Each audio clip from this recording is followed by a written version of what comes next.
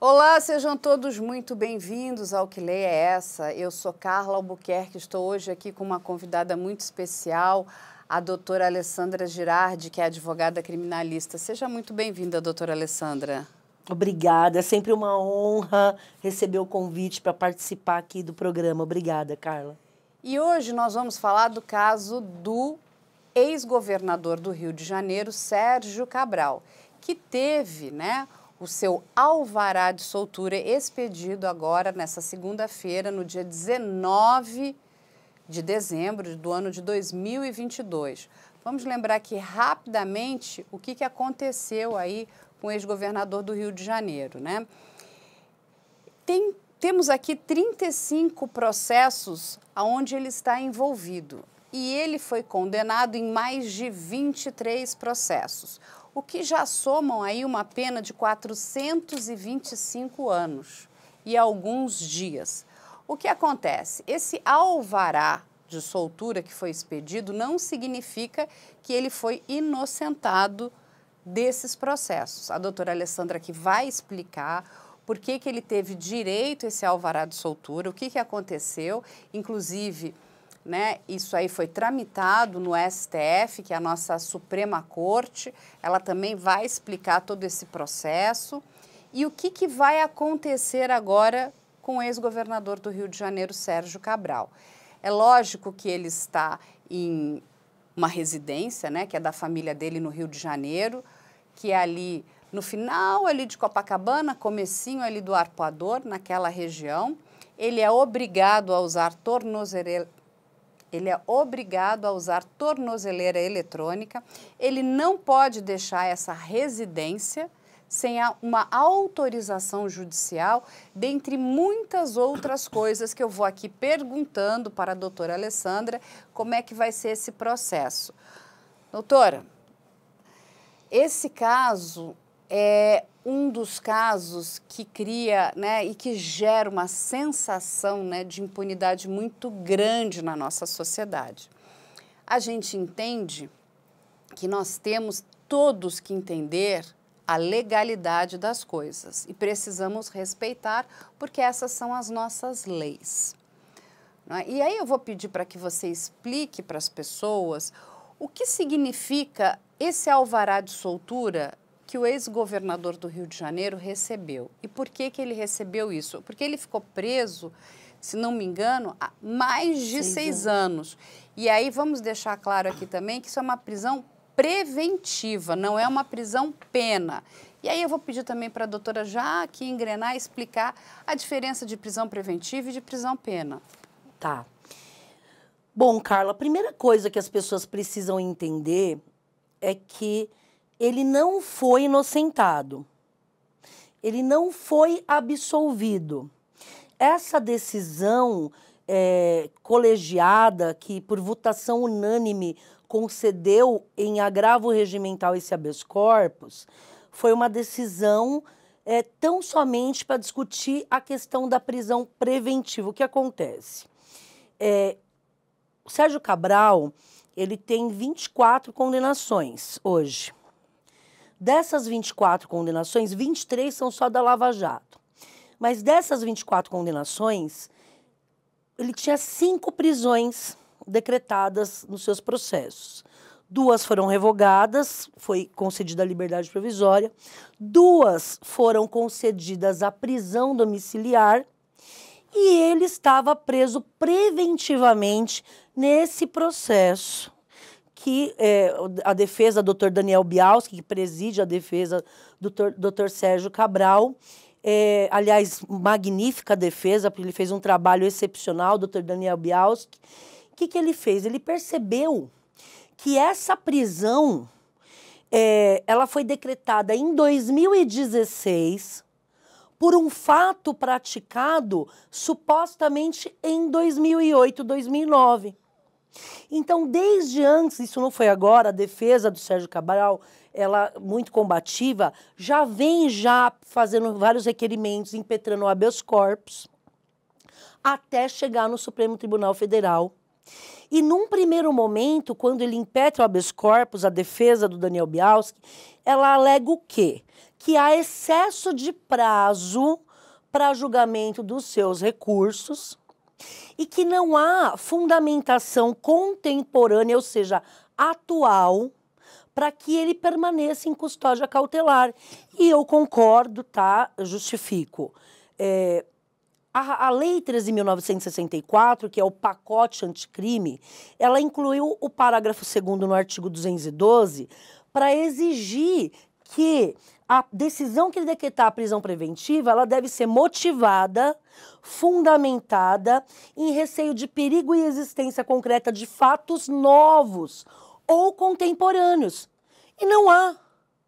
Aqui nós não estamos aqui para discutir se o Sérgio Cabral é culpado ou inocente, que fique bem claro para os telespectadores. O que ocorre aqui é que realmente não é possível, não só para o Sérgio Cabral, mas para nenhum cidadão brasileiro que tenha uma prisão decretada em 2016 por um fato supostamente ocorrido em 2008. Não há contemporaneidade.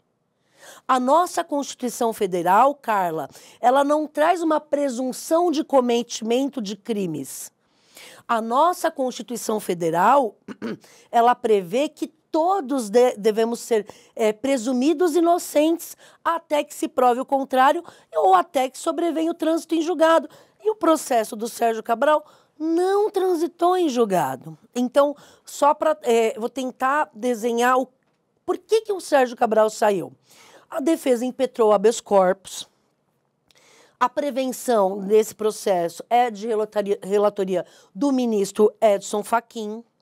Num primeiro momento, quando ele recebe esse habeas corpus, pedindo para revogar essa preventiva por falta de contemporaneidade e por excesso de prazo na formação da culpa, o ministro Edson Fachin recebe e indefere a liminar. Significa o quê?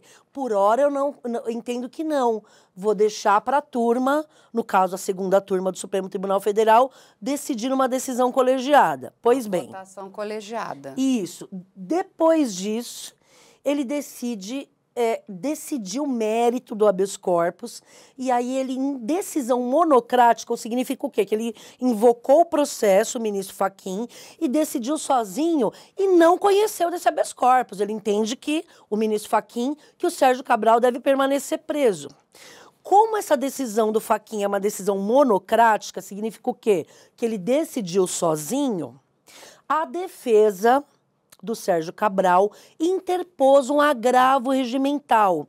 Isso significa o quê? O agravo regimental, que prazo de 5 dias, de acordo com o regimento interno do Supremo Tribunal Federal, ele provoca, ele obriga que essa decisão, que essas razões apresentadas em habeas corpus sejam decididas por uma decisão colegiada. E aí, o que acontece quando ele agravou, o Supremo Tribunal Federal incluiu na pauta virtual da semana passada. Esse virtual significa o quê? Que ele não vai ser julgado no plenário presencial, lá em Brasília, é feito aquele julgamento virtual. E, num primeiro momento, o ministro Edson Fachin, que é o relator desse processo, que é o prevento, o ministro relator, ele entendeu que não. Negou provimento ao agravo regimental. Acompanhou, eu até anotei aqui os votos, o ministro Nunes Marques acompanhou o ministro Edson Fachin, que é o relator, e o doutor Ricardo Lewandowski, o ministro Lewandowski, abriu a divergência e votou contrariamente. Em seguida, o doutor André Mendonça, que é novo ministro, inclusive também, né, o Nunes Marques e o André são 2 novos ministros do STF, ele acompanhou, doutor André, essa divergência e empatou. 2-2.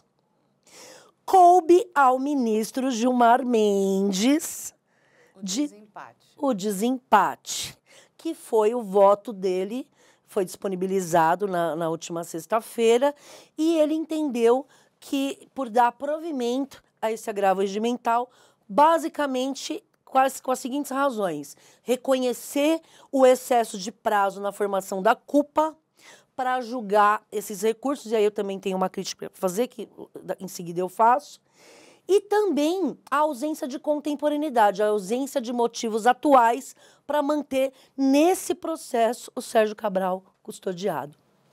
E aí, doutora Alessandra, qual é a diferença? Eu vou fazer várias perguntas, porque todo esse assunto gera muita dúvida. Mas a primeira é, qual é essa diferença entre prisão preventiva e prisão pena? E esse tempo que ele passou preso preventivamente será descontado nessa prisão pena? Sim.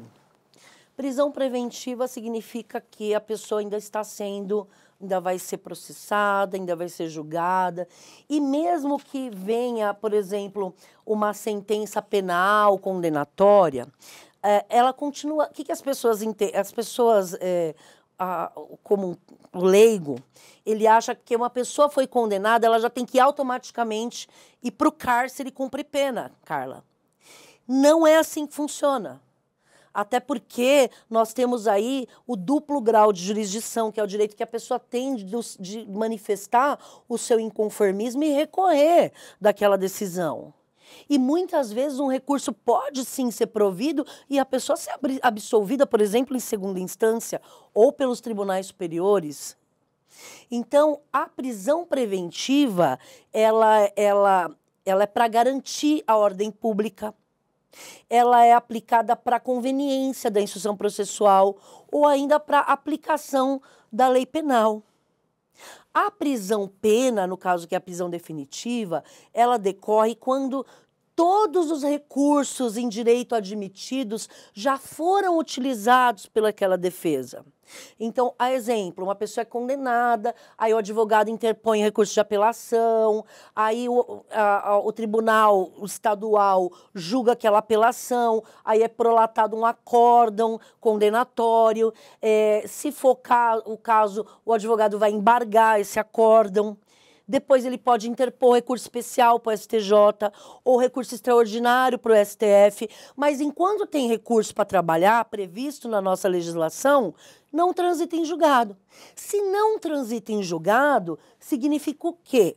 Que a prisão é provisória. Não transitou em julgado.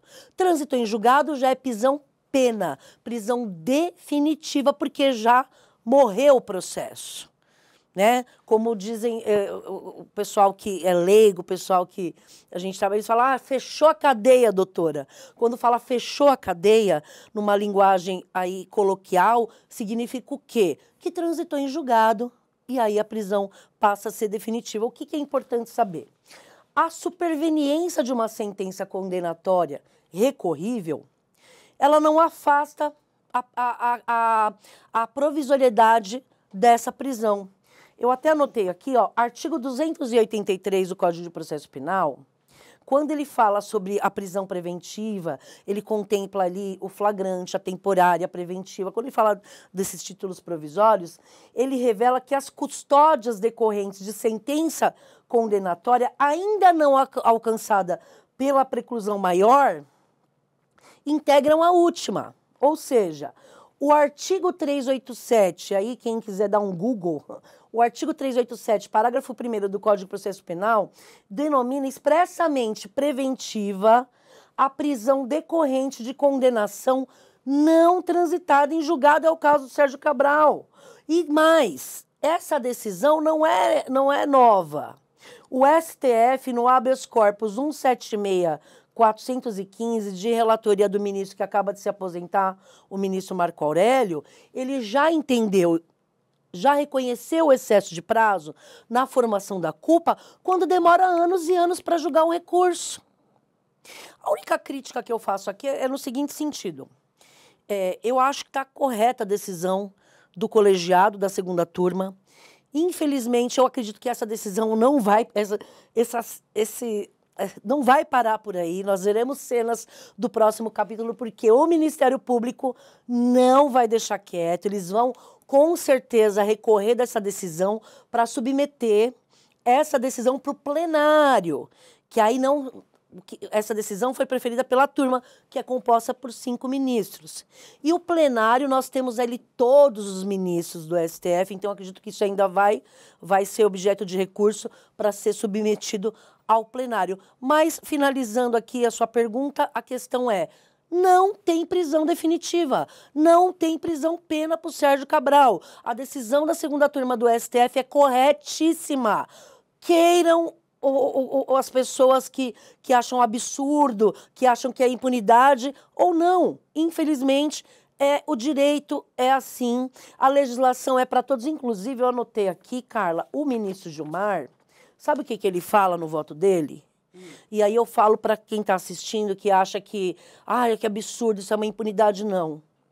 Aqui não se trata de afirmar que em um Estado democrático, isso é palavras do Gilmar Mendes, hein? Não se trata de apenas afirmar que em um Estado democrático de direito, nenhum cidadão brasileiro, por mais graves que sejam as acusações que pesam em seu desfavor, pode permanecer indefinidamente submetido a medidas processuais penais como a prisão cautelar.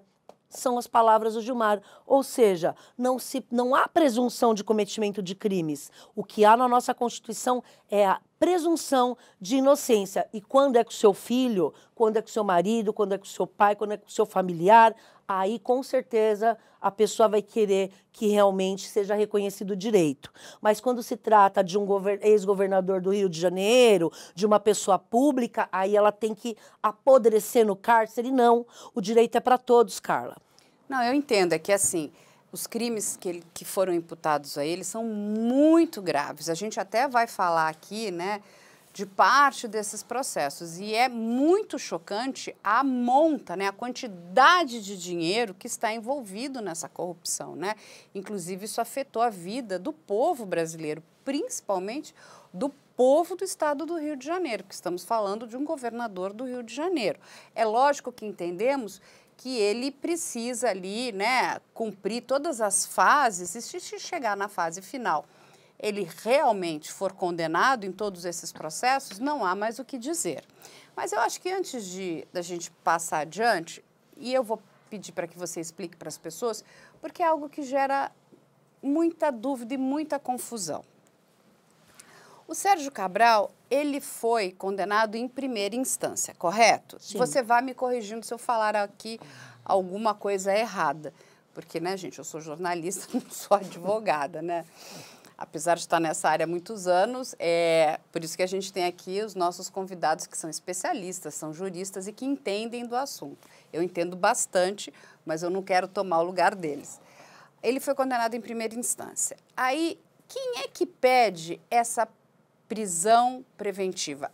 É o juiz de primeira instância? Isso. No caso especificamente dessa prisão que foi revogada, a decisão da prisão preventiva foi proferida pelo magistrado da Terceira Vara Federal de Curitiba. Então, lá na origem, iniciou a ação penal, iniciou o inquérito policial, aí foi oferecida a denúncia foi recebida e, doravante, foi decretada a prisão preventiva. Porque corria risco dele usar a influência dele para atrapalhar Exato. o curso do processo. É essa isso. E porque a motivação dessa prisão, é isso? Justamente. Só que lá, quando foi lá atrás, em 2016, decretada essa prisão preventiva que foi revogada agora em 2022, ela já estava errada. O juiz, ele não poderia ter decretado essa prisão preventiva, justamente em razão da falta de contemporaneidade. Não havia atualidade ali, naquele momento, para decretar uma prisão preventiva por fatos que ele foi acusado de cometer em 2008. Isso, por si só, já é ilegal. Na época, nós não tínhamos ainda as alterações promovidas pelo pacote anticrime, pela Lei 13.964, mas em 2019, quando veio o pacote anticrime, ele trouxe essa exigência de que a prisão ela tem que ser contemporânea. Então, essa alteração na legislação, ela tem que retroagir para atingir o caso do Sérgio Cabral. Esse foi um dos argumentos da defesa. Não há contemporaneidade nessa prisão. Sim, mas na época, quando esse juiz de primeira instância no estado do Paraná decreta a prisão preventiva, ele se baseia que ele precisa fazer isso porque o Sérgio Cabral poderia atrapalhar o curso do processo, intimidando testemunhas, tentando desaparecer com provas, entre outras coisas. É isso, só para a gente entender aqui. Isso foi exatamente. Essa é a base dele. Esse foi um dos fundamentos que o juiz utilizou para decretar a prisão preventiva. O que também não há que se falar sobre isso, já que hoje, com 6 anos amargando cárcere, o Sérgio Cabral não tem mais essa influência que ele até poderia ter na época, mas hoje não tem mais, ele está 6 anos preso.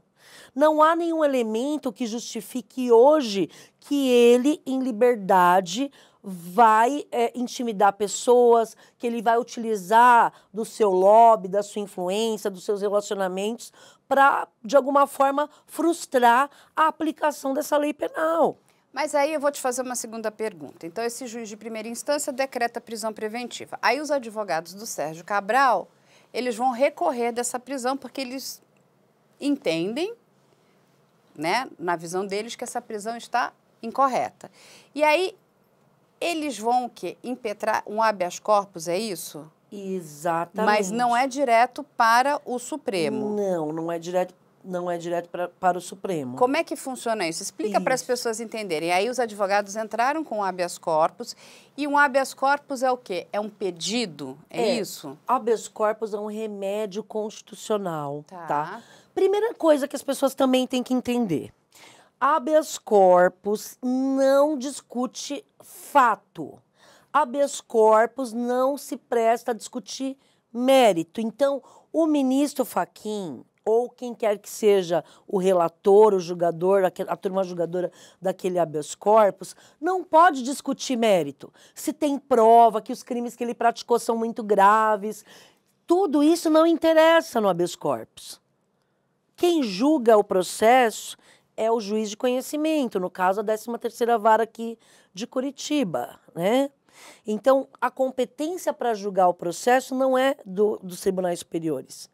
O habeas corpus, primeiro ele sobe para o Tribunal Federal para poder analisar essa questão. Que é o STJ, é isso? Não, ainda não. Não. É o Tribunal Federal mesmo, Tribunal de Justiça Federal, segunda instância. Após isso, ele sobe esse habeas corpus com o acórdão do Tribunal Federal, ele sobe para o Superior Tribunal de Justiça, STJ. Aí foi julgado, foi negado, decisão colegiada. Então, os advogados pegam essa decisão do STJ e mandam para o Supremo Tribunal Federal. Então, esse habeas corpus do STF, ele é contra uma decisão colegiada proferida no STJ. Entendo. Aí deixa eu te fazer uma pergunta, porque isso é que eu acho que cria tanta dúvida. Porque, assim, o juiz de primeira instância pede a prisão preventiva. Aí você explicou que isso sobe para um tribunal federal, que continua mantendo essa prisão preventiva, entende que é correta. Aí os advogados entendem que está incorreta, sobe para o STJ, que continua mantendo a prisão preventiva. Então, a prisão preventiva foi mantida, ela foi pedida na primeira instância, subiu para um tribunal federal de segunda instância, depois o Tribunal STJ, Superior, Supremo. O Supremo, agora que seria a quarta, que é o Supremo. Isso. E só o Supremo entende que tudo que foi feito é errado, é isso? Sim, o Supremo Tribunal Federal, ele é o guardião da Constituição Federal. Ele é o grande guardião dos direitos do povo brasileiro. Então, o que acontece? Há uma hierarquia no judiciário. Então, eu vou dar um exemplo aqui, por exemplo, de um tribunal estadual. Juiz da vara, o delegado prende. Tá. O juiz manda para o juiz. O juiz recebe e entende que vai decretar prisão preventiva. Tá. Aí o advogado vai lá e impetra um habeas corpus contra essa decisão preventiva. Esse habeas corpus ele sobe para o Tribunal Estadual. No caso aqui em São Paulo, Tribunal de Justiça de São Paulo. Lá no Rio de Janeiro, Tribunal Carioca, Tribunal de Justiça do Rio de Janeiro. Enfim, segunda instância. A turma julgadora da Câmara que vai decidir esse processo nega em decisão colegiada. São 3 desembargadores que votam nos tribunais estaduais ou no Tribunal Federal. Negou, aí o advogado pega esse acórdão, o acórdão é uma decisão colegiada, tá? Como se fosse uma sentença, só que chama acórdão, e sobe um habeas corpus, aí é uma escadinha, tá vendo? Ó? Vara, tribunal, STJ, STF. O STJ também negou em decisão colegiada e aí eles sobem para o Supremo Tribunal Federal, que é o grande guardião da Constituição. E realmente se tem... porque a gente fala que muitas vezes a pessoa fica presa porque não tem condições de contratar um advogado. Isso é verdade. E na grande maioria... Quantas e quantas pessoas estão presas, assim como o Sérgio Cabral, indevidamente, que tem aí uma questão de presunção de inocência que não está sendo observada, mas que não tem condições de contratar grandes advogados como o Sérgio Cabral para buscar no Supremo Tribunal Federal o seu direito. Eu entendo que essa decisão foi absolutamente acertada. Acredito que ela não deve prevalecer, porque quando essa decisão que saiu agora, que soltou ele, for submetida ao plenário, quando todos os ministros ali se reunirem no Supremo, que é nosso ápice, né, do ordenamento jurídico, os guardiões da nossa Carta Magna, da nossa Carta Magna, da nossa Constituição, ali eles vão caçar.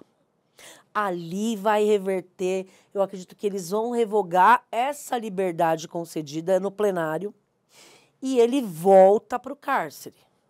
Mas é isso que gera muita confusão, inclusive na minha pessoa aqui, que trabalho com isso já há tanto tempo. Por que... Então, se o Supremo está dizendo, né, tudo bem que ainda não foi para o plenário, mas temos ali, né, aquela decisão colegiada, está dizendo que essa prisão preventiva não está correta. Por que todos esses outros juízes que julgaram isso não viram isso antes? O que acontece? Eu sei que você não tem... A gente a gente não pode querer estar na cabeça de um juiz, mas é que todo esse processo é que gera essa sensação de impunidade, porque fica aquela, um prendeu, outro soltou, quem está certo, quem está errado. Entende onde eu quero chegar? E aí é o que você acabou de falar, aí vai para um plenário. Aí o plenário vai e, é o que você falou, possivelmente vai revogar. Mas... aí é que eu também não consigo entender. E vamos esquecer aqui o Sérgio Cabral, tá? Digamos que fosse uma outra pessoa. Vamos conjecturar que fosse o José da Silva. Tá. Por que é que ele tem que ficar tanto tempo preso provisoriamente? Que você acabou de explicar pra gente, essas prisões alongadas provisórias são erradas.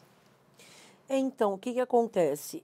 Quando o juiz vai decretar a prisão, ele tem que analisar os requisitos da prisão preventiva, se estão presentes. E aí nós temos aqui a garantia da ordem pública, e as pessoas confundem mesmo garantir a ordem pública com clamor público, que são coisas distintas. Então, o fato de o povo falar justiça não significa que está preenchido o requisito da garantia da ordem pública. Além disso, a prisão preventiva é decretada para conveniência da instrução processual.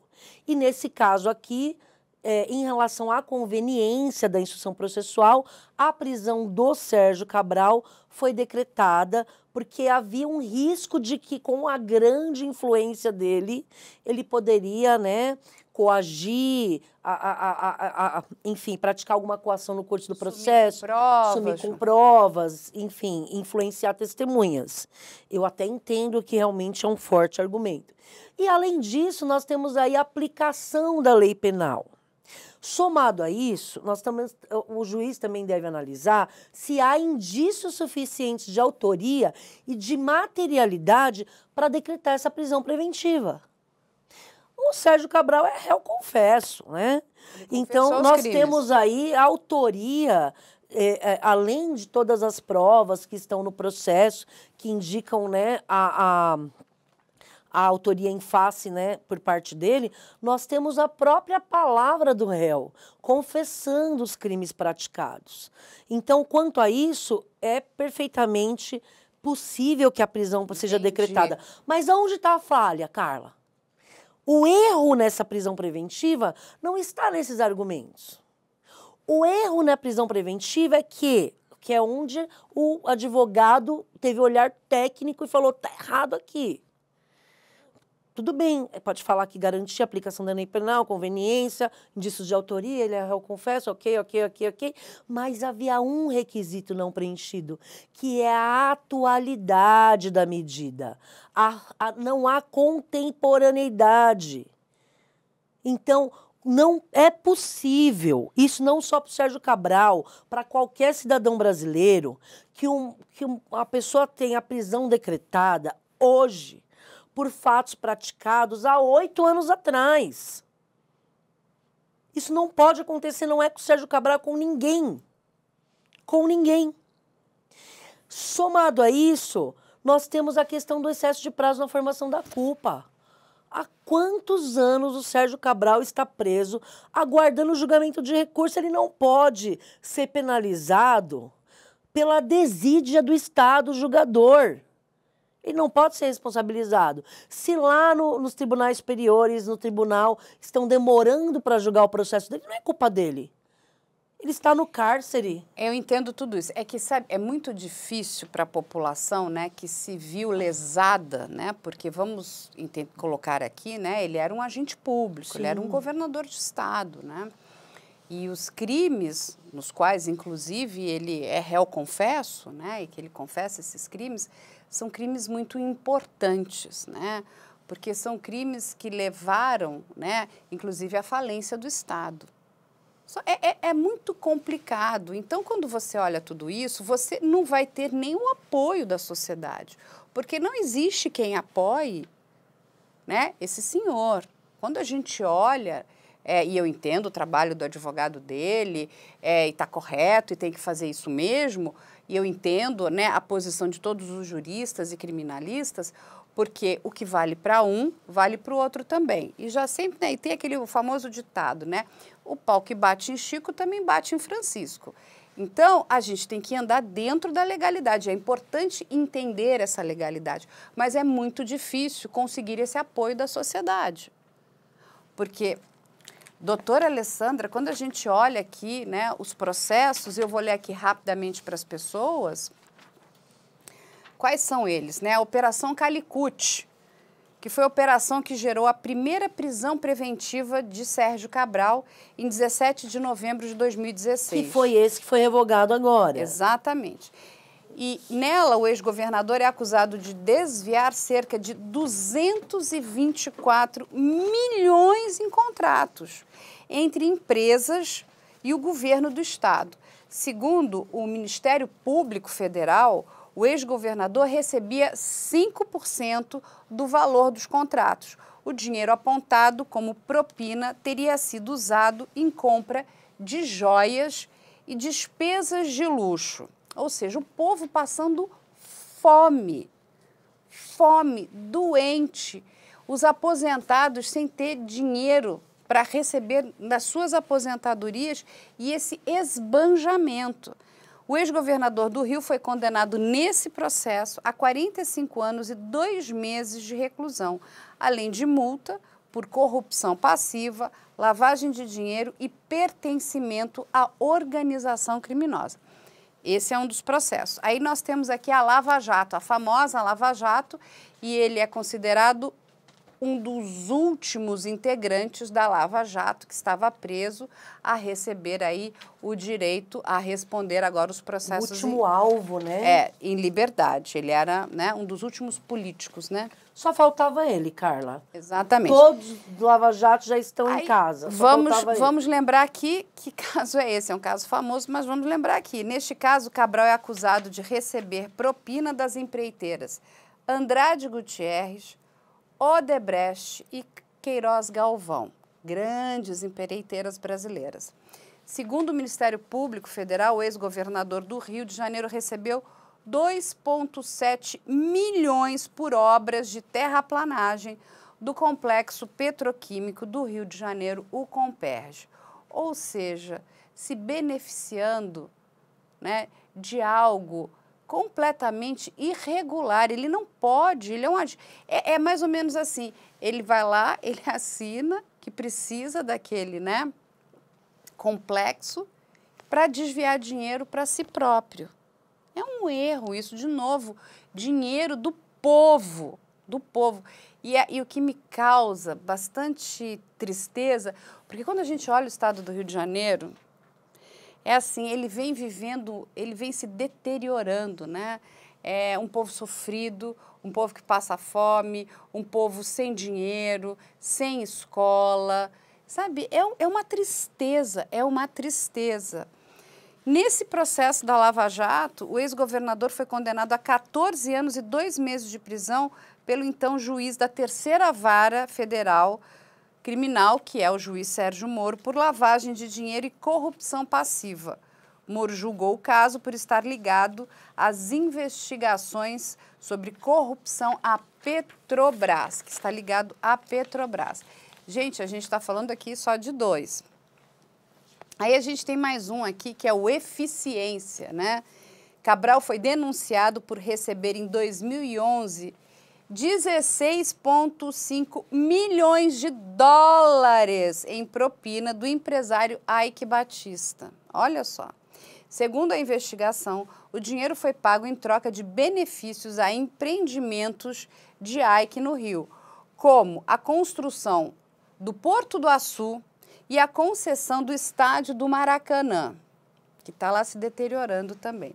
De acordo com o Ministério Público Federal, Eike pagou ainda 1 milhão ao escritório de Adriana Anselmo, que é a mulher, então mulher de Cabral. O ex-governador se tornou réu pela 3ª vez no caso e foi condenado a 22 anos e 8 meses. Gente, aí vamos lá, temos o de lavagem de dinheiro, doutora Alessandra. O ex-chefe do Executivo Estadual Fluminense é acusado de 184 crimes de lavagem de dinheiro, de acordo com o Ministério Público Federal. Cabral, por meio dos irmãos Marcelo e Renato Chebar, ocultou 39,7 milhões de reais. Há ainda, segundo os procuradores, movimentações de 100,1 milhões de dólares, 1 milhão de euros em diamantes, 1 milhão em diamantes e 249 mil dólares em barras de ouro. As denúncias são resultantes das operações Calicut e Eficiência. Cabral foi condenado pela 4ª vez na Operação Lava Jato, no âmbito da Operação Eficiência 2, a mais 15 anos de prisão. Gente, doutora... Só nesse processo são mais de R$500 bilhão. Só nesse processo. É muito dinheiro. Sabe o que é isso? É muito descaramento. É um absurdo uma pessoa ocupar um cargo público, sabe? Para fazer esse desmando. Eu entendo toda a legalidade do processo, eu entendo as questões, né, do excesso de prisão preventiva, mas quando a gente olha tudo isso, sabe quando que a opinião pública, a sociedade ficará do lado dele, mesmo que essa prisão, inclusive, seja absurda, excessiva, ilegal, errada? É demais. Porque é o seguinte, não cometa esses crimes. Porque não é uma pessoa que foi ali, roubou uma barra de manteiga ou roubou, enfim, a bolsa de uma pessoa na rua, que também não deve ser feito de forma nenhuma. Gente, é dinheiro, é muito dinheiro, Alessandra. É justamente o que eu havia dito, Carla. Por mais graves que sejam os crimes praticados por ele, não pode uma pessoa, por mais grave, não só ele, qualquer pessoa, que sejam os crimes, ficar indefinidamente preso sem um desfecho. O judiciário é moroso e é nas falhas que uma boa defesa técnica consegue o êxito para o seu cliente. Foi o que aconteceu aqui. nesse habeas corpus manejado pela defesa do Sérgio Cabral. Muito tempo para julgar processo. Ninguém pode ficar ad eterno, indefinidamente preso sem um desfecho. Foi o que aconteceu aqui com o Sérgio Cabral. Por que é tão moroso esse processo? Eu entendo, né? Já conversamos aqui com vários juristas também, que tudo precisa ser feito com muita cautela. A demora é por conta da cautela. Por que dessa demora? O que acontece? Aqui a gente está falando de um processo simples, né? Que é um réu, 2 testemunhas, que é relativamente um processo julgado rapidamente aqui no Brasil, independente do estado. Aqui nós estamos falando de grandes operações que envolvem centenas, muitas vezes, de mandados de busca e apreensão, interceptações telefônicas, muitas testemunhas arroladas, muitas vezes fora da terra. Aí é necessário expedir carta precatória para ouvir testemunha fora da cidade. Então, são vários fatores que devem ser levados em consideração. Então, quando a gente fala de excesso de prazo, na formação da culpa, seja para julgar quando o processo está sendo instruído, ou ainda quando seja para julgar um recurso, a gente tem que analisar a proporcionalidade daquela ação penal e a razoabilidade para julgar aquela ação penal. Então, aqui não há razoabilidade dentro da proporcionalidade desse processo. Então, realmente, deveria reconhecer. Aqui eu faço uma crítica pelo seguinte. Os tribunais superiores já afirmaram o entendimento, isso falando do STJ e do STF, de que o excesso de prazo na formação da culpa para julgar recurso, ele se caracteriza quando já passou mais de 1/3 da condenação e a pessoa continua presa preventivamente. Vou dar um exemplo simples para as pessoas entenderem. Imagine uma condenação de 6 anos. A pessoa foi condenada a 6 anos. O processo demorou, sei lá, 3 meses para julgar e a pessoa foi condenada a 6 anos. Aí o advogado interpõe recurso de apelação. E a pessoa está presa preventivamente, continua no cárcere. Passa mais de 2 anos e a apelação não é julgada. O recurso daquela pessoa não é julgada. Os tribunais entendem que, ultrapassado 1/3 da pena aplicada na sentença, sem que o tribunal tenha julgado o recurso, caracteriza um excesso de prazo. Entendi. Então, uma pena de 6 anos, passou 2 anos, não julgou o recurso, revoga, porque a pessoa está presa indefinidamente, não tem previsão para julgar esse recurso. E se for o caso, só para concluir, se no final a pessoa é solta, e esse recurso é negado, e esse processo é transitado em julgado, o fato por exemplo, o caso do Sérgio Cabral, o fato de ele sair hoje, de ele estar em liberdade, mesmo que domiciliar, porque nesse processo ele está em liberdade, né? O fato de ele estar com a prisão revogada não significa que ele não vai ter que cumprir essa pena desse processo que revogou a prisão. Porque amanhã esse recurso pode ser julgado, os recursos todos manejados, e aí quando não tiver mais recurso, quando não tiver mais o que fazer, é operado o trânsito em julgado, e com o trânsito em julgado, vai expedir mandado de prisão e ele volta para a cadeia, que foi o que aconteceu com o Roger Abdelmaci. Aí deixa eu te fazer uma pergunta. Ele está em prisão domiciliar, é isso? Esse é o termo técnico? Então, o que acontece? Na realidade, nesse processo, não. Desses dezenas de processos que ele tem, ele tinha prisão decretada em 5 processos. 2 revogou a prisão mediante liberdade provisória. Outros 2, ele ganhou a domiciliar. E ele estava preso preventivamente nesse aqui agora, nesse nós estamos discutindo. O Supremo Tribunal Federal, ele não concedeu prisão domiciliar. Ele revogou mesmo a prisão. Só que ele não pode ir para a rua. Por quê? Porque ele tem mais 2 domiciliar em outro processo. Mas então, ele saiu nesse, mas não pode sair porque ele tem domiciliar. Mas a minha pergunta para você é, essa prisão domiciliar também será descontada na prisão pena lá na frente? Sim, aí nós temos mesmo a que ele fique em detração. casa? Exatamente. Não, nesse caso dessa prisão, não. Porque ela foi revogada. Não, mas, por exemplo... Então, o período de prisão domiciliar desse processo, desse outro processo, não pode ser descontado nesse. São ações penais distintas. Tá, mas aí a gente está no nosso país, ele tem aqui mais de 425 anos já de condenação. Digamos que chegue em todas as instâncias e que chegue lá, mesmo que tenha os descontos, que eles entendam, ele pegue lá 350 anos. Vamos chutar.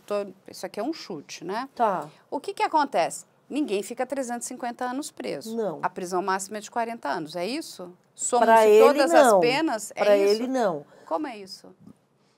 Até 2019, o máximo de pena era artigo 75 de 30 anos. Ninguém pode ficar mais de 30 anos preso. Então ele pega esse de 30 ainda? Ele pega a lei de 30 anos, que é o artigo 75 antes do pacote anticrime. Então ele só poderá ficar, somando todas as penas, que chega a 350 anos, ou que continuem os 425, ele só ficará 30 anos, é isso? Isso. O que acontece? A execução penal, na nossa legislação, a pessoa pode ter 100 processos, só que há somente um processo de execução das penas. Nos termos do artigo 111 da Lei de Execução Penal, o juiz ele invoca todos os processos, junta tudo num balaio só e soma as penas, que é o caso do Sérgio Cabral. Então, eu até anotei aqui, ele tem 436 anos e 9 meses hoje de prisão a cumprir. Ele tem que ficar 30. 30. Isso se as penas que foram somadas foram por fatos praticados antes de 2019. Se foi após 2019, aí ele pega a lei que o máximo de pena é de 40 anos. Certo, mas aí a minha pergunta é, esse tempo, aí vai ser descontada a prisão preventiva dele em sistema fechado, e esse tempo também de prisão domiciliar também é descontado desses 40 anos? Justo. Justo, e aqui eu não falo só em nome do Sérgio Cabral, de todas as pessoas hoje que estão presas em prisão domiciliar. Você está sendo privado da sua liberdade. Se o juiz decreta a prisão domiciliar, a pessoa não pode ir na farmácia, não pode ir na padaria, não pode ir na calçada, ela só pode ficar dentro de casa. Então, deve, sim, descontar o período de prisão domiciliar da pena imposta. Isso chama detração penal. E aí, o que significa essa prisão domiciliar? O que ele pode e o que ele não pode fazer? Depende, Carla, depende, porque o juiz que vai aplicar a medida, ele pode determinar o que ele pode e o que ele não pode fazer, tá? Então, nós temos casos aí, por exemplo, que a pessoa ela está em prisão domiciliar, eu mesma já atuei em casos, que a minha constituinte, mulher, estava em prisão domiciliar, mas o juiz autorizou que essa mãe saísse de casa de manhã para levar as crianças para a escola e voltar, e depois meio-dia para ir buscar novamente e retornar. E em alguns casos, o juiz também pode autorizar a pessoa, por exemplo, a sair para trabalhar determinado horário. Então, isso depende muito, mas em tese a pessoa fica recolhida dentro de casa, se ela não tiver uma outra atividade ou se não tiver um salvo-conduto para fazer alguma outra atividade, como no caso de levar um filho para a escola. E ele não pode sair desse endereço no qual ele forneceu à justiça. Não então pode. Ele não pode, agora eu não vou ficar mais nessa casa, eu vou para casa da casa A para casa B. Aparentemente... Ele precisa de uma autorização, é isso? Exato. Qualquer coisa, ele precisa de uma autorização. No caso do Sérgio Cabral, ele foi agraciado com essa revogação dessa prisão preventiva com monitoramento eletrônico.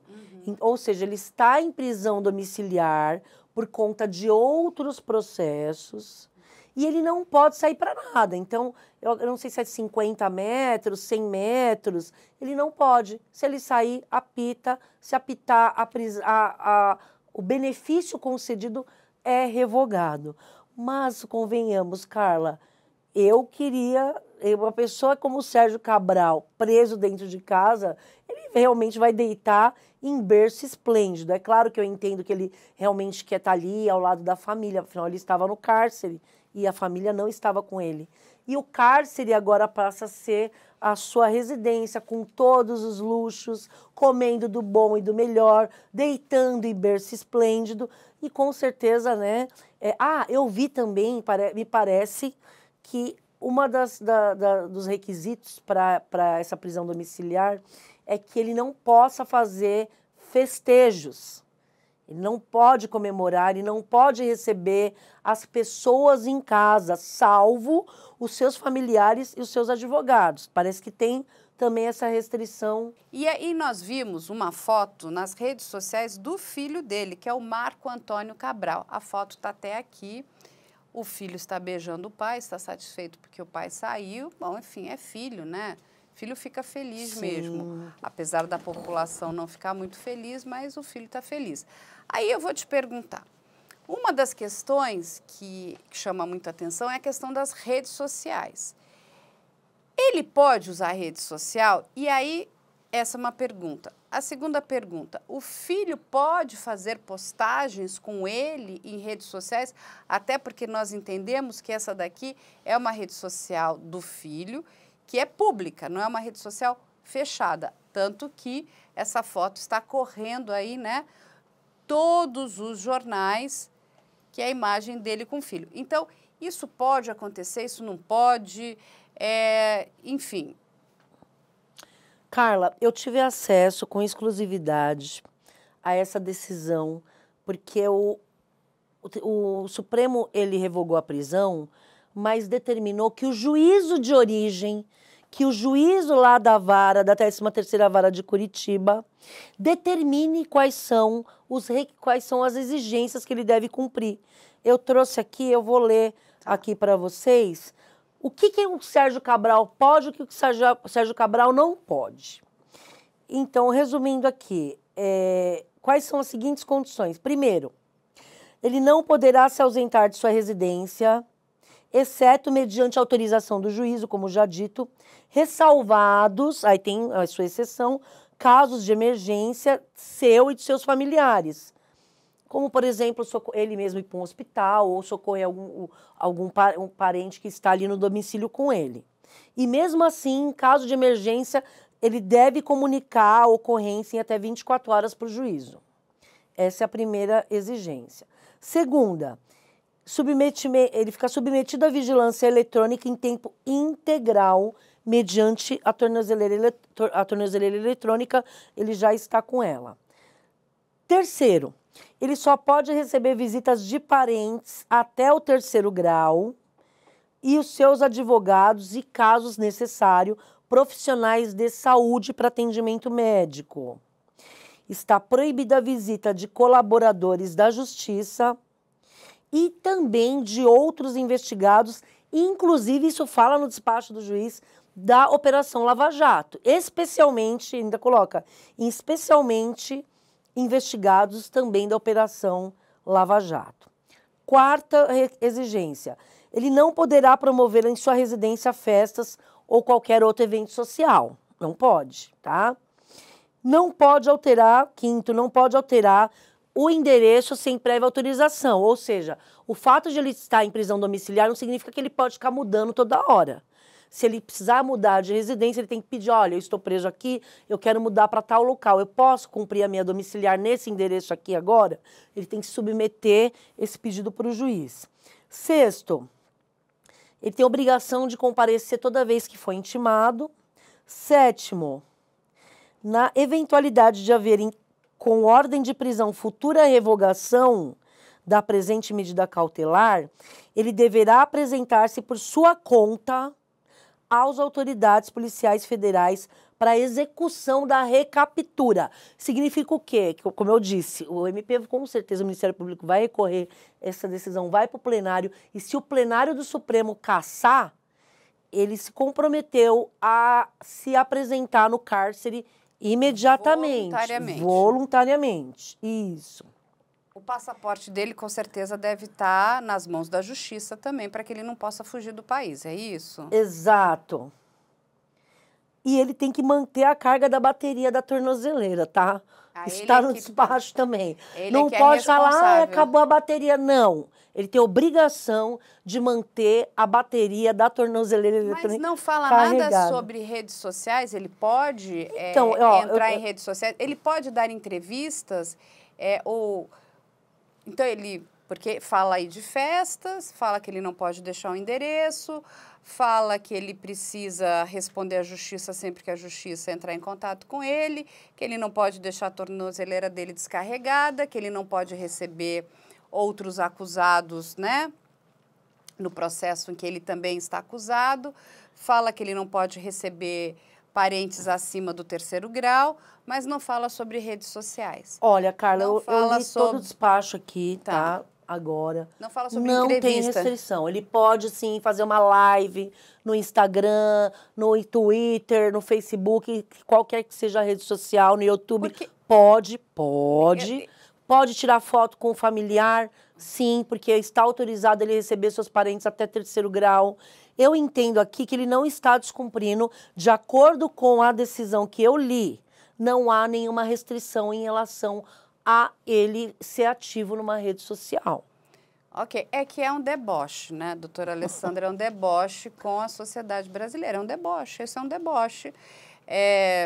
Assim, eu como cidadã brasileira, né, que pago impostos, né, que contribuo aqui para que o nosso país, né, continue caminhando, indo para frente, quando eu vejo tudo isso, depois de tudo que ele fez, eu acho um deboche. Eu entendo e respeito qualquer decisão lá do nosso Supremo, né? Enfim, não só do STF, do STJ, dos juízes, e que eu acho que nós precisamos respeitar a nossa Constituição, porque, de novo, o que vale para um tem que valer para todo mundo, senão é um erro, nós não poderemos trabalhar no estado de exceção. Mas os crimes, que inclusive você lembrou muito bem, que ele é réu confesso, são gravíssimos, gravíssimos. E essa foto é um deboche, que o filho dele queira tirar foto com ele tem o direito, é filho dele, é pai dele, enfim, eu não vou entrar nesse mérito. Mas postar é como rir da cara da sociedade, sabe? É um absurdo, é um absurdo. Porque assim, a gente não vê quantas pessoas, né, quantos negócios morreram por conta dessa grande corrupção. Porque isso é um câncer na nossa sociedade. Poderia ser mais discreto, né? A corrupção é um câncer. Já saiu e já posta essa foto. Tipo assim, eu tô rindo da tua cara, porque esse é o sentimento. Eu me sinto desrespeitada. De novo, como falamos aqui, nós respeitamos as decisões, né, dos nossos ministros. Podemos ser críticos, de novo. Então, quando a gente critica uma lei, algo parecido, a gente tem que, de novo, pensar em quem que a gente votou, porque são os nossos legisladores que fazem as nossas leis. Mas isso é um deboche, isso é um deboche, é um deboche. Porque é muito dinheiro e a gente parou ali no eficiência. Aí temos o processo, eu nem vou ler todos, porque são muitos, mas temos o de lavagem de dinheiro, temos o processo Mascate, o eficiência, o PAC das favelas, o fratura exposta, isso são todos os nomes, né, dos processos, né? A Carioca Engenharia, FW... Nomes das operações. Das operações, desculpa, não é dos processos, isso, das operações. A Operação Carioca Engenharia, Operação FW Engenharia, Operação Joias. Gente, isso aqui é um absurdo, absurdo, absurdo. Operação Ratatouille, Operação Ponto Final, Operação Ponto Final 2, né? Porque a gente achou que era ponto final, não, ainda veio 2, né? Olimpíada no Rio. Operação Olimpíada no Rio. Olimpíada no Rio. Gente, é um horror. Operação Eficiência 2, já não bastasse a 1, agora a gente já tem a 2. É que nem trilogia de filme, né? 1, 2, 3, 4, 5. Vai indo, porque é tanta operação. Ainda tem uma outra, Operação Cefini e Farra dos Guardanapos. Aquela baixaria. Operação Lavagem de Dinheiro, outra. Não cabe aí, gente. É que eu não vou ficar aqui horas, a gente não vai sair daqui. A gente não vai ser um programa, vai ter que ser uma minissérie, né? Para falar de Ou, todos. quem sabe, uma série, porque tem temporada 1, 2, 3. Tem o processo Odebrecht, processo Construtor Oriente, procurem todos esses. Operação Restaurantes Japoneses. Gente, Operação Boca de Lobo, Operação FETranspor. Doutora Alessandra, é muita operação que envolve o Sérgio Cabral, são muitos processos. Muito processo. É muito triste tudo isso, Muito sabe? processo. Você entrar na vida pública para lesar a sociedade, o povo, um povo sofrido que paga imposto. Porque a gente sabe, quem paga imposto, sabe o quanto é sofrido pagar imposto. O mínimo é que esse dinheiro seja bem gerido. E isso que foi descoberto, viu, Carla? Ainda tem essa. Quantos e quantos ainda... O que tem por trás que não foi trazido à luz? Isso é o que veio à luz. Isso foi o que ele respondeu. E quanto que dinheiro ele não pode ter ainda guardado embaixo do colchão lá no exterior? Não, que chegou... ele não foi alcançado? Quem não lembra de uma lancha no Rio de Janeiro, né? Que jogava dinheiro para o alto. O mar ali, perto ali da Urca, né? E eu lembro que eu estava no Rio de Janeiro naquela época e eu cheguei a sair da minha casa. Eu tenho casa no Rio de Janeiro também. E fui até lá porque eu queria ver. Gente, eu não acreditava. Era muito dinheiro. Dinheiro boiando. Flutuando no Flutuando. ar. O que era aquilo? Tanta gente passando fome. Gente comendo lixo. Sim. Lixo, gente sem emprego, sem trabalho. Nossa, Isso... Betinho ia morrer 2 vezes se visse, né? É. Isso aqui é muito, muito triste. É muito triste tudo isso. E assim, a gente entende, a gente espera. Eu gostaria de realmente ver uma justiça mais célere para que pelo menos um dos processos do Sérgio Cabral transitasse em julgado, né, para que ele pudesse começar a cumprir prisão-pena. Depois ele vai discutindo as outras operações, os outros processos, porque aí sim não há mais o que discutir em relação a essa prisão, não fica nessa coisa, né? Porque a sensação, doutora Alessandra, é muito ruim. E aí a gente vê uma pessoa que roubou alguns mantimentos no supermercado, tá presa. E o Sérgio Cabral, conforme a letra da lei, está solto, porque tem esse direito, quer dizer, solto, está em prisão domiciliar, né? Ele não teve aí, novamente, vamos deixar muito claro que o que pesa contra ele não foi anulado, né? Os processos continuam. Mas o meu desejo, né, encerrando aqui, né, esse último que lei é essa de 2022, é que a nossa justiça fosse mais célere nesses casos de corrupção. Porque isso aqui é um câncer na nossa sociedade. Isso aqui destrói o povo brasileiro, isso aqui destrói as empresas, isso aqui cria uma grande depressão na nossa sociedade. Isso nos envergonha como país. Quando, né, outros países olham isso aqui, não que não haja corrupção nos outros países, também há, mas a gente está falando de um único governador. Olha a quantidade de processos e de operações em cima dele. É vergonhoso. E ao filho do Sérgio Cabral, que seja um pouco mais discreto, né, que respeite a sociedade brasileira, tire as fotos do seu pai e guarde para si. Você não precisa divulgar isso. É muito desrespeitoso. Isso é minha opinião pessoal. Se consola que já, partindo para o final, Carla, o povo brasileiro não vai terminar por aqui, pessoal. Não vai. Nós teremos aí as cenas dos próximos capítulos. Eu acredito que ele volta para o cárcere e não vai demorar. Não vai demorar. O povo brasileiro vai ter essa prestação jurisdicional entregue, a justiça vai ser feita. Então, a gente espera aí que quando a gente voltar, que lei é essa, né, vai ser diferente. A nossa Constituição Federal vai prevalecer, esse processo vai transitar em julgado. Acho muito difícil absolver, ainda mais tratando-se de réu, confesso, por mais que a defesa do Sérgio Cabral alegue várias nulidades, como já foram reconhecidas com outros réus da Lava Jato, eu acredito que ele deve, sim, no final, ter essa condenação mantida e vai expedir mandado de prisão definitiva por ocasião do trânsito em julgado, e assim é o que esperamos. É o mínimo, porque uma pessoa que faz o que ele fez, um servidor público, um governador de estado, isso aqui é muito pouco.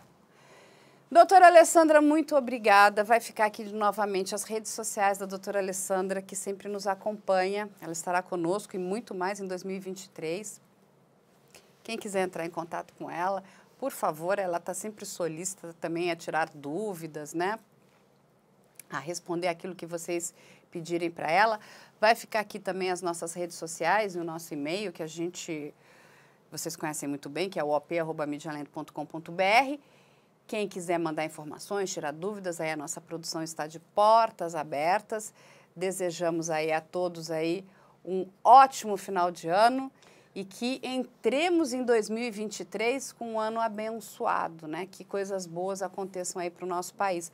Muito obrigado pela audiência de todos, por vocês estarem conosco aí durante o ano de 2022 e a gente espera vocês em 2023 com muitas novidades, quadros novos, coisas novas acontecendo e como o crime não para, né, desde que o mundo é mundo, nós estaremos aqui trazendo mais informações para vocês. Obrigada a todos, obrigada à minha equipe que é maravilhosa e a gente se encontra aí em 2023.